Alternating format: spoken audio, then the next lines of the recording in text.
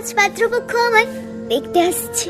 মা সকাল থেকে বারবার বলছে মুখে ফেস প্যাক লাগা, হলুদ বেটে লাগা। বাবা বলে দিয়েছে আগের 13টা পাত্র হাতছাড়া হয়েছে গায়ের রঙের কারণে, এই পাত্র যেন হাতছাড়া না হয়।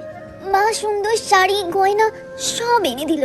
পাত্রপক্ষ আমার বাড়িতে এসে গেছে, আমি তৈরি হচ্ছি তাদের সামনে যাওয়ার জন্য।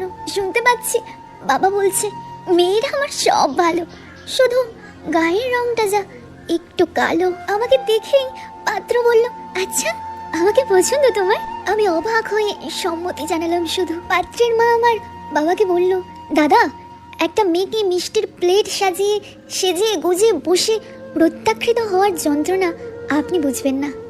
যদি মনে হয় বিয়েটা হওয়ার সম্ভাবনা আছে তবেই পাত্র দেখতে আসুন, না হলে শুধু শুধু একটা মেয়েকে অনেক অপমান সহ্য করতে হবে আপনার থেকে প্রত্যাখ্যাত হওয়ার কারণে।